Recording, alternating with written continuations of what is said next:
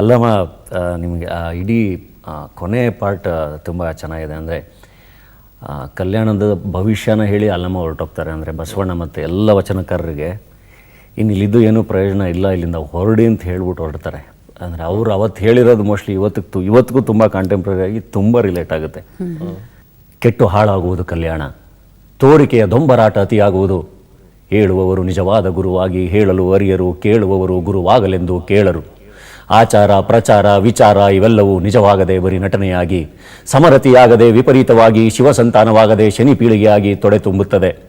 ಎದೆ ಆತ್ತಿ ಕೊರಳು ಬಿತ್ತಿ ಶಿವಾಚಾರದ ಅಭಿಮಾನ ಮೇರೆ ಮೀರಿ ಬಿಜ್ಜಳನ ಪ್ರಾಣಕ್ಕೆ ಎರವಾಗುತ್ತದೆ.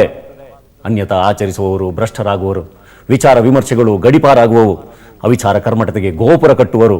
ಮೇಲು ಕೀಳೆಂಬುದು ಅತಿ ಹೆಚ್ಚಾಗಿ ಮೇಲಿನವರು ಕೆಳಗಿನವರನ್ನು ತಮ್ಮ ಕಾಲ್ತುಳಿದಕ್ಕೆ ತೊತ್ತು ಮಾಡಿಕೊಂಡು, ಅಧಿಕಾರಕ್ಕೆ ಗದ್ದುಗೆ ಮಾಡಿಕೊಂಡು, ಐಶ್ವರ್ಯಕ್ಕೆ ಕಮ್ಮಟ ಮಾಡಿಕೊಂಡು, ಕಾಮಭೋಗಕ್ಕೆ ಅಂತಃಪುರ ಮಾಡಿಕೊಂಡು, ಗುರುಗಳ ಎಂಜಲೆ ವೇದ ಬಿಂದುವೆಂದು, ರಾಜನ ತಲೆಯೇ ವಜ್ರ ವೈಢೂರ್ಯವೆಂದು, ಜನತೆಯ ಬುದ್ಧಿ ಬರಿಮಣ್ಣೆಂದು ಸರ್ವನಾಶವಾಗುವುದು.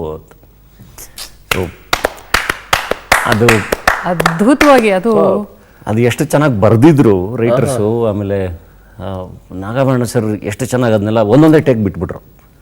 ಅದು ಚೆನ್ನಾಗಿ ಮಾಡ್ತಿದ್ದೆ, ಸಿಂಗಲ್ ಟೇಕ್, ನೋ ಕಟ್ಸ್, ಹಂಗಂಗೆ ಇದು ಮಾಡಿ. ಆಮೇಲೆ ನನಗೂ ಅದು ಆ ಥರ ಕಂಟೆಂಟ್ ಎಲ್ಲ ಸಿಕ್ಕಿದಾಗ ತುಂಬ ಖುಷಿ ಆಗೋದು, ಆ ಇನ್ವಾಲ್ವ್ಮೆಂಟು ಇದೆಲ್ಲ.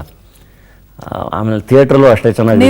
ಬಹುಶಃ ಥಿಯೇಟರ್ ನೀವು ಮಾಡಿದ್ದು ಇದಕ್ಕೆ ಹೆಲ್ಪ್ ಆಯ್ತಾ ಅಂತ ಹೇಳಿ, ಈಗ ಡೈಲಾಗ್ಸ್ ಇದೆಲ್ಲ 100%. ಅಂದರೆ ನನಗೆ ಅದೇ ಒನ್ಸ್ ಅಗೇನ್ ಆ ಥಿಯೇಟರ್ ಎಕ್ಸ್ಪೀರಿಯನ್ಸ್ ಕೊಟ್ಟಿದ್ದು. ಸ್ಟೇಜ್ ಹತ್ತಿದ್ರೆ ಅಂದರೆ ನಾಟಕಗಳು ಮಾಡ್ತಾ ಇದ್ವಿ. ಈಗ ಒಂದು ಸೇತು ಮಾಧವನ ಸಲಪ ಅಂತ ಒಂದು ನಾಟಕ, 2 ಕ್ಯಾರೆಕ್ಟರ್ ಒಂದ್ಸರಿ ಸ್ಟೇಜ್ ಮೇಲೆ ಬಂದರೆ ಮಿನಿಮಮ್ 90 ಮಿನಿಟ್ಸು ಇಬ್ಬರೇ ಸ್ಟೇಜಿಂದ ಆಚೆ ಹೋಗ್ತಾನೆ ಇರಲಿಲ್ಲ. ಸೊ ಅಷ್ಟು ಹೊತ್ತು ಆಡಿಯನ್ಸ್ನ ಹಿಡ್ದಿಡೋದಿದೆಯಲ್ಲ, ಅದೊಂದು ಅದೊಂದು ಮಜಾನೇ ಬೇರೆ.